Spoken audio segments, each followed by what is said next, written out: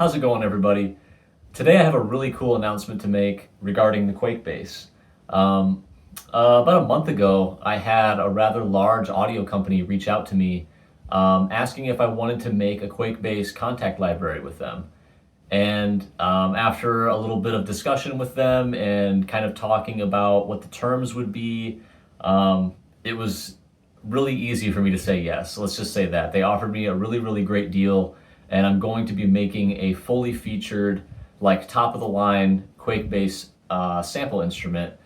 And if you don't already know me, I love the Quake Bass. I use it in all of the music that I write personally. I try to find ways to work it into music that I'm working on with other people. And I actually already have a Quake Bass library. It's rather simple, and if you're interested in checking that out, just shoot me a message and I could get you a copy of that for pretty cheap. It's only $40. That said, the original Quake Bass library that I made a few years back, it's not fully featured. It's like it doesn't have slides, it doesn't have like 4-string options where you can like choose which note on the fretboard you want to play. There's just a lot of features that modern libraries have, mainly because like they have somebody who's coding that program that knows contact coding really well. And so they were just able to do some things that I wasn't able to do with the resources that I had at the time. So I was really excited when this company that I cannot disclose yet got a hold of me and offered me this deal. So I'm really excited to do something that I have dreamt of doing for the last like 6 or 7 years. And with the blessing of Callium, it's going to be a really cool instrument. And with that said, this is going to make something, a rather rare instrument that is really unique, that offers a certain like tonal quality and just the ability to tune down really low, like more than an octave below a normal 5-string bass. It's going to put that in the hands of so many more people who either couldn't afford a Quake or they couldn't find one used. Maybe they're on the fence about it and they're not able to try one in person. So I think while this library is going to be great in the sense that it's going to offer this option to more people, it also is going to get the sound of the Quake in the computers of more people. And some of those people may want the real thing after they've listened to what it can do for their songs. So I'm really excited to represent the Callium brand and to do something that I've been really passionate about. And with that said, I think what I'm going to do is I'm going to do some kind of YouTube series starting with this video. So when it comes to sample instruments, there's not really a whole lot of great information out there regarding how they're made. I know like Superior Drummer with their MIDI drums, like if you go to their website and go to any of their MIDI drum libraries, they have a pretty extensive webpage for that library, kind of explaining what their philosophy was, talking about, how they recorded things and why they did things a certain way, so that you have some idea going into using that library of like what the thought was behind it, because that's really important, So that's what I want to do. I want to provide a level of detail while creating this library that you typically don't get from other people. Especially recording a bass library, there's a lot of intricacies that go into it, a lot of nuance, a lot of thought, a lot of pre-planning. And having done this once already, I have a really good idea of what I'm in for. Granted, this library is going to have a lot more features than the original, and we're going to have slides, we're going to have just a lot of different articulations that other bass players and just other musicians will find useful in their productions. So that's kind of what this is. This is a starting point for me to talk about the challenges, the ideas, my philosophy going into creating this library, so that ideally at the end, if you're thinking about buying this library, you'll have some insight into how I did things and why I recorded things a certain way. Because I really, as much as I want to cater this sample library towards metal musicians, I want it to be useful to more people than just that. So there's going to be a wide range of velocities. There's going to be like very usable low velocity samples. The whole range of dynamics needs to be there. I don't want somebody to use this library and just go, oh man, it's just super aggressive no matter what I do. Like if you're working on something that requires clean bass or something that requires a little more nuance and more dynamics, I want you to be able to get that out of this. So I thought I would start today. Before we even get that deep, I figured we'll talk about the initial setup, the initial, like getting this going, because there's a lot of steps before I can even start recording samples. And this last weekend, we tackled the first problem and solved it, which is wonderful. I had a buddy of mine named Zach Pierce. Huge shout out to Zach. He was so much help with this whole process. He came over and we spent the day rewiring the bass. And the reason is, if you take a look at this Quake bass, I've got 3 pickups here. And the way that this works when it gets to you from Callium is this middle pickup is reverse wound and reverse polarity.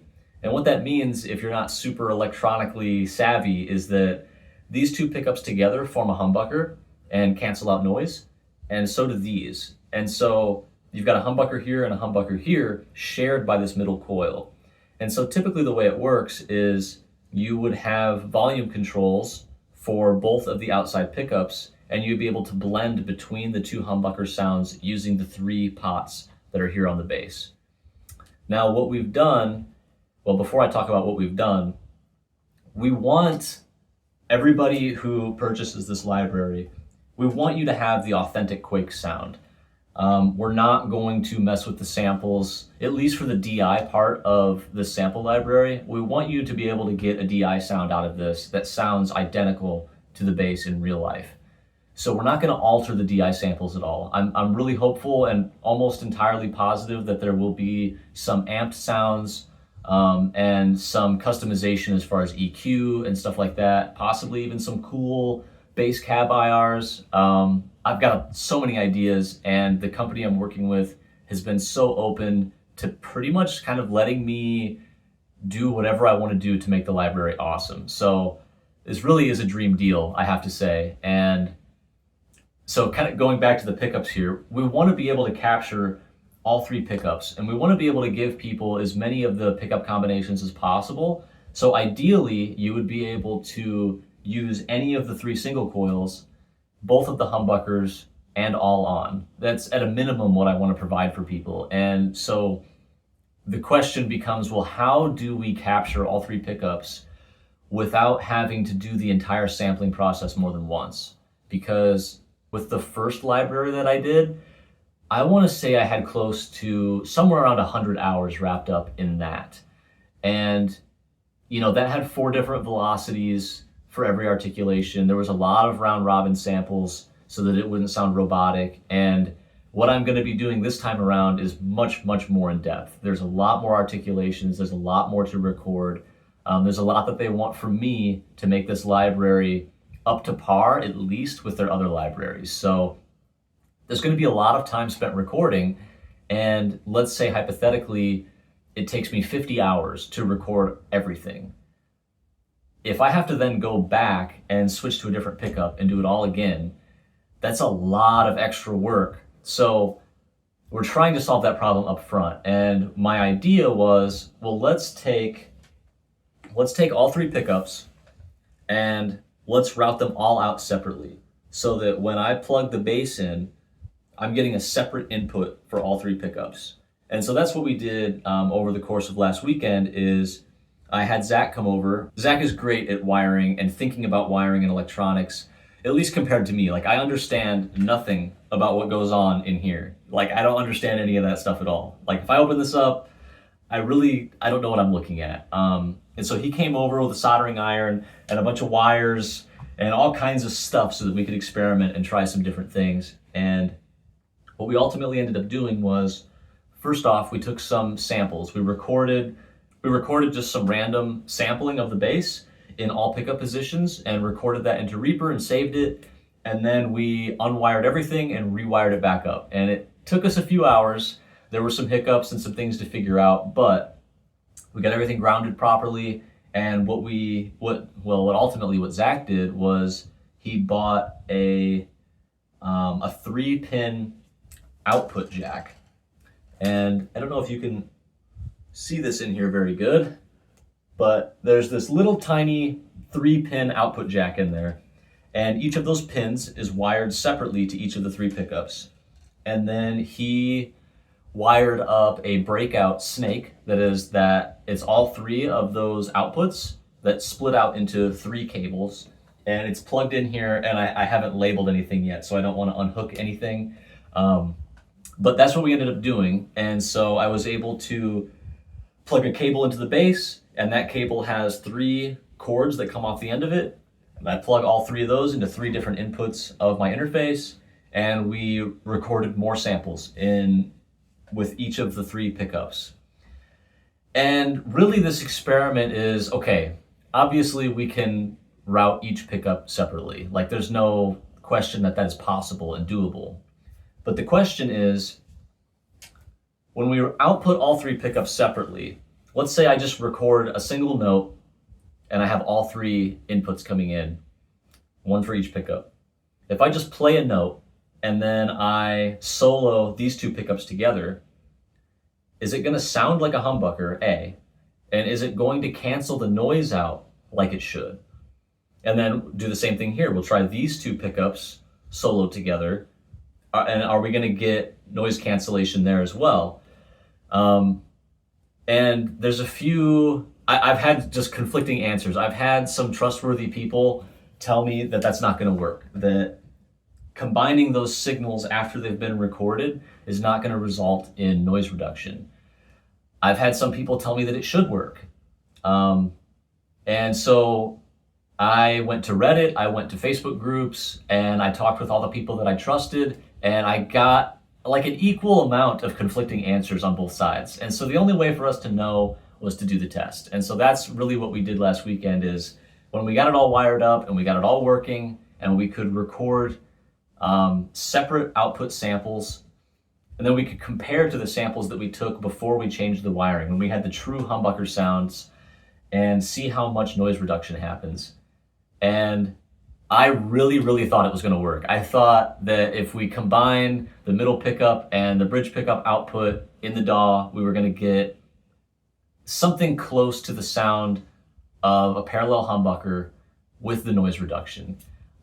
There's something in my brain that told me, like, shouldn't this work just like phase? Like, it should still cancel out in the end as long as the performance is identical. And since we had wired the output of all 3 pickups separately, I could play one note and have it come through all 3 pickups recorded individually. So in my mind, the noise in each of those single coils should cancel out, because the pickup is still polarity reversed. It's still wound reverse.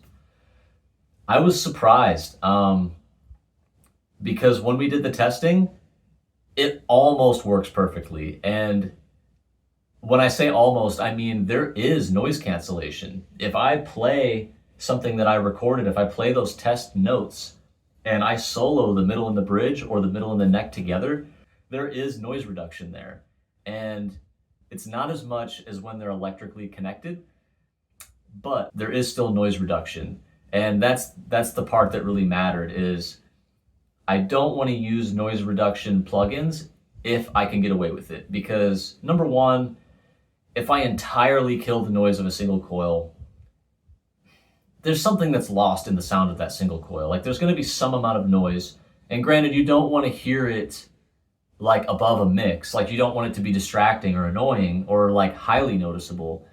But you lose something when you completely nuke the noise in a guitar recording. And so it needs to be at a reasonable level. It doesn't need to be completely gone. And when we combine 2 single coils together, when one is reversed, and we're getting that cancellation, I would say we're getting about 75% of the noise cancellation that we would get if those pickups were actually wired together.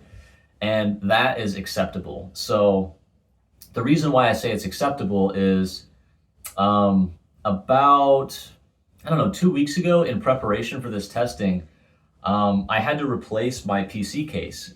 And it's kind of situated over here right next to me. You probably can't see it, but I had one of those cool gaming PC cases that has like the big glass window on the side, so you can like see your CPU and all the lights and fans and stuff. And I've been told by people many times that by having that glass window, your PC is not completely shielded. You're missing an entire wall of shielding inside your PC case. And I've always had some amount of noise. I mean, unless you're in like a really perfect, like well treated and like electrically well treated room, you're gonna have some noise in your signal, especially with single coil pickups. It's always felt like a reasonable amount to me in this room, but ever since switching PC cases, I almost have entirely dead silence when I'm recording in here. Like there's no ticking or buzzing or like weird glitchy sounds in my recordings. It's just, I just want to say it's like almost perfectly clean even with a single coil. So the fact that I can get that highly clean recording now with single coils, and then I can combine the middle and the neck or the middle and the bridge after the fact, and I'm getting like, I want to say at least 50%, somewhere between 50 and 75% of the noise reduction that I would get if the pickups were connected electrically. So those two things in combination tell me that these recordings are going to be really clean. There's going to be a minimal amount of noise, even if you decide that you want to use a single coil sound. And it's going to sound authentic is the other thing too, because when we combine those samples after the fact, when I've got a recording of the bridge and the middle and a recording of the middle and the neck, and I combine them in the DAW, not only is most of the noise reduction intact, but the sound is, it sounds like a parallel humbucker. I mean, it sounds like the one humbucker ran into the next one. And while I'm never going to get the sound of a series humbucker this way, you are going to get 3 different single coil options and 2 different humbucker options that are like 99.9% the sound of the Quake in real life. I'm really, really excited that the experiment went about as well as to be expected. While I did think it was going to work, I don't know, I just didn't think I was going to get that much noise reduction. I was really, really happy about it, and I'd be happy to share that experiment with you guys. But this is just the first video in a series of many, hopefully. I mean, I'm going to definitely take the time to document how I'm sampling the bass, and anything that I think is interesting or anything that I think people would want to know before they buy. I want to continue to do videos like this, with some pictures and like with some sound clips, like especially when I start to get recording, I really want to document and show you guys what it looks like in the room when somebody is sampling something like a bass. Because number one, it's not as glorious as you might think. You know, the samples have to ring out for a really, really long time, just in case somebody needs a 12-second ring out or something. Like every sample has to be sampled in its entirety, and it takes a lot of time, and it takes, like, it's very tedious. So you have to be, you can't let it bore you. You can't let it make you complacent, because there needs to be a certain level of consistency when recording a sample instrument so that it's really usable. Like, you don't want stray samples in your round robin that just like don't fit, because you'll find that, you know, if you're experienced with MIDI instruments like I am, if there's just one weird sample in the round robin, I know I end up printing out, like re-rendering the MIDI maybe 2 or 3 or 4 times until I get a performance that doesn't have that sample in it. Or if I can get into the instrument itself, I'll remove the bad sample. So I don't want anybody to feel like they have to like work around there being weird samples inside the library. I want it to be consistent enough that you're not re-rendering the MIDI trying to get the samples that you think sound best. I don't want you digging through the library trying to find samples that you need to remove. And I just want it to be intuitive, and I want it to be easy to get your creative ideas out. So I'm really looking to tackle all of the flaws and all of the shortcomings of the original library while maintaining an authentic sound for the Callium brand and for the bass. All right, guys, so here is my testing session in Reaper, and let's do this. Let's highlight these really quick in red, and let's do these in blue. So these red tracks, these are my control tracks, let's say. So what we did is, before we changed up the wiring, I was able to capture the bridge, the middle, the neck, and the bridge humbucker and the neck humbucker all with separate performances. So So when you're taking a look at this, that's why these performances all look a little different. I played the same little noodle. I basically just played the open middle string of the bass. I played fret 5, fret 7, fret 12, and played the open string one more time at the end. So I've got just this little sampling of notes that were easily audible, so you're not going to hear any brown notes here. But and you'll see down here at the bottom, these blue tracks all look identical.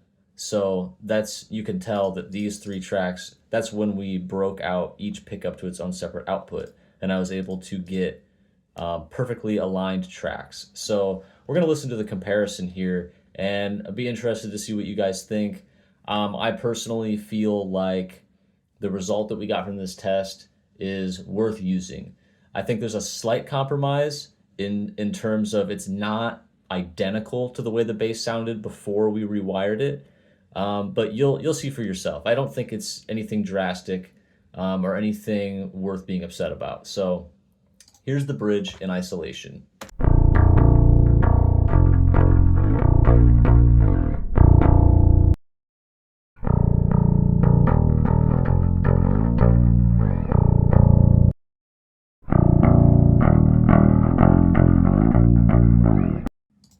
So just listening to the bridge, the middle, and the neck, the bridge is a little bit tighter. It's got a little bit less low end, and it's got some nice clarity in the mid-range. Whereas the neck, it's got a little bit more sub to it. It sounds a little bit more congested in the mid-range area. And then the middle, honestly, sounds quite a bit like the bridge, and it's worth remembering that that middle pickup is right next to the bridge pickup. So it sounds kind of like the bridge. It's a little bit quieter. It's not quite as hot, or maybe I just played a little bit lighter there. But it seems like the middle pickup is the quietest of the three, just by maybe a couple dB. And yeah, so now let's take a listen to the bridge humbucker.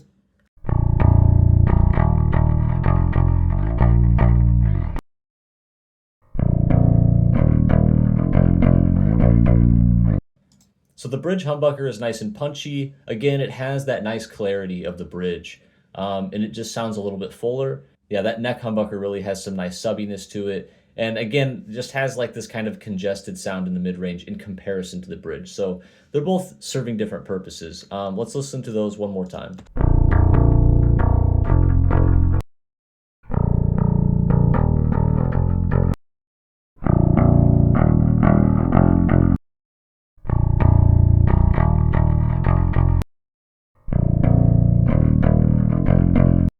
So I would say out of those five sounds, they're all useful. I think the middle pickup is kind of the least flattering, but they all sound great, and I think everybody could benefit from having all of these options in a sample library. So I should have also captured all three pickups on, but I missed that one. So now we'll kind of go down here to our experiment. So this is the bridge, the middle, and the neck isolated and sent through separate outputs, but just one performance. And I tried to kind of play a similar riff here or whatever, a similar little noodle around thing. So let's take a listen to these. And you'll see right here, I have a little bit of a boost on each of these channels, and that's so they're peaking at roughly the same on the meter compared to the control counterpart. So let's take a listen to these.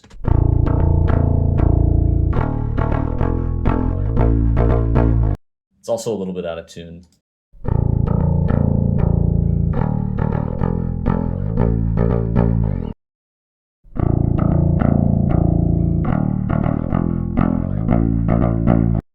So again, they're all still distinct sounding. The bridge is still a little bit tighter. It has that nice clarity in the mid-range. The neck still has a little bit more sub to it. It's clearly the neck pickup. And the middle, again, just sounds similar to the bridge, maybe with just a little bit more low end to it. So I think that relationship is still maintained here. Let's take a listen, A and B, back and forth. So we're going to listen to the control versus the experiment on the bridge, the middle, and the neck, and then we will listen to the humbucker. So we'll solo the bridge in the middle, and we'll solo the neck in the middle together and compare them to the real thing. So let's check this out.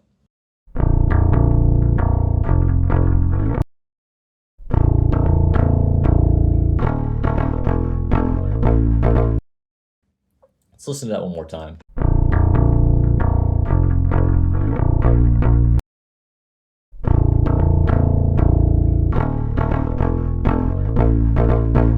Now, other than it being a little bit out of tune on the experiment one, they sound really close to me. Like there's a similar punchiness there, there's a similar clarity there. Let's listen to the middle.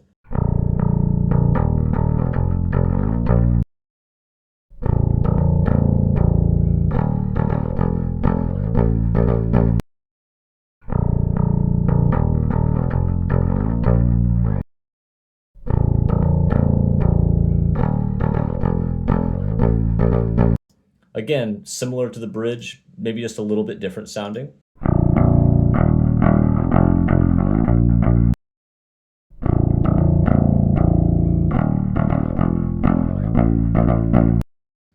And I think that's pretty well matching too. I mean, there's a little bit of that extra low end on the neck pickup.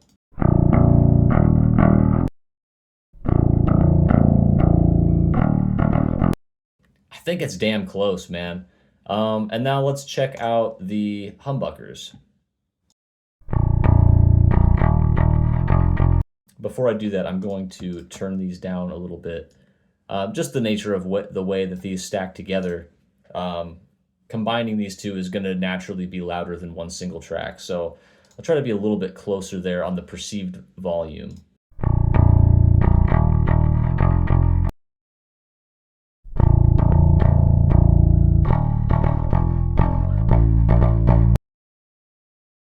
One more time.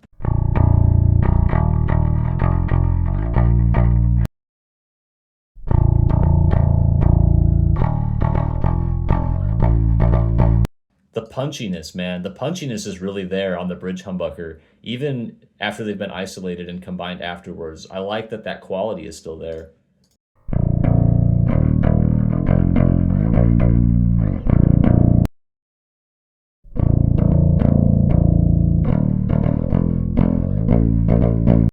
We're actually clipping there a little bit. I'm going to turn this down a little bit more. These two in combination are just a little bit hot there. Let's see if that sounds a little bit better.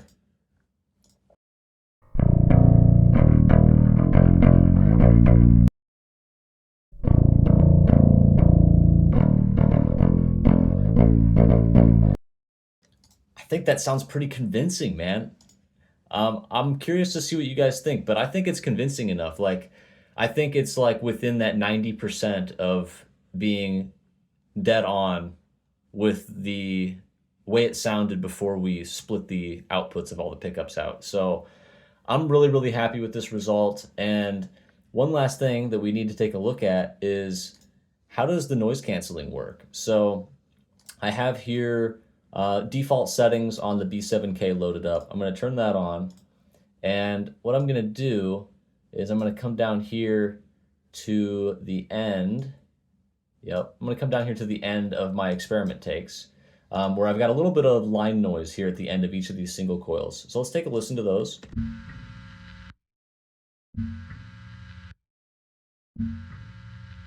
Okay, let's listen to them combined. Whoa. Okay.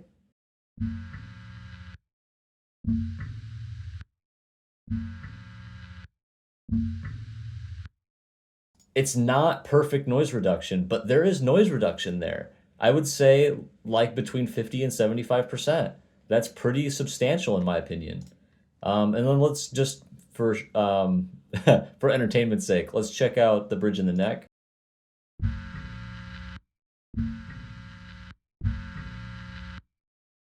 Now, obviously, the noise is stacking up there because those two pickups, the bridge and the neck, obviously those wouldn't be a humbucker traditionally. So the noise is just doubling up. And I think this is what everybody thought was going to happen in all of these situations. But we're actually getting noise reduction when we combine the bridge with the middle and the neck with the middle. So I think this is, I'll call it a compromise, because it is, but it feels like it's a worthwhile compromise, right? You're going to get so many tonal options, and it's going to reduce the amount of work by at least half, and you're going to be like 90% plus the sound of a Quake. Like, it feels really authentic to me, and I've been playing on a Quake for several years now.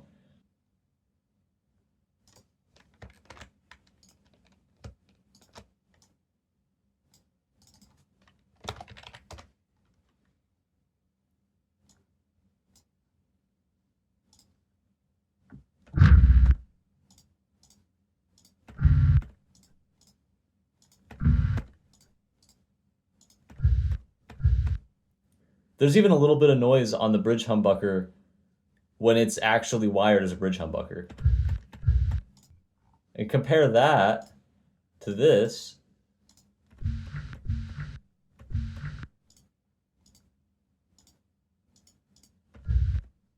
Like, that feels pretty close to me. You know what I mean? We're at the same volume level, running into the same plugin with the same settings, and it sounds like pretty identical in noise. So I think these are some pretty awesome results, kind of unexpected. And definitely, I think there will be people who thought that it would not work this way who are going to be genuinely surprised. So I hope that you guys like this demonstration. I just got a couple things to say before we end the video. If you are interested in checking this out for yourself, the original bass library is only $40. All you have to do is reach out to me. I'll give you my PayPal and I'll send you over a download link. And for anybody who has or anybody who does buy the original library, you will get that $40 discount on the finished version of this new library when it's done. So another one of the great points of working with this company is that they're doing right by anybody who already has or will buy the original library, which I think is wonderful.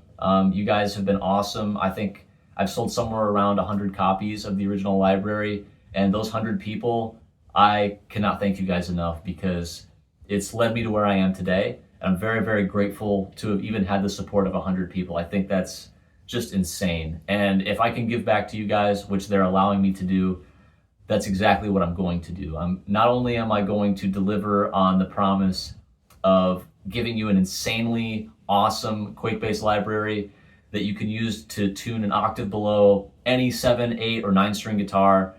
Not only are you going to get that, but you're also going to get a discount if you bought the original library. I want to do right by you guys. So with that said, that's really all I have to say for now. But as we get through the next steps of starting this bass library, I will be sure to report back and make some more videos in this series. So thank you all for your support, and I can't wait to get this done.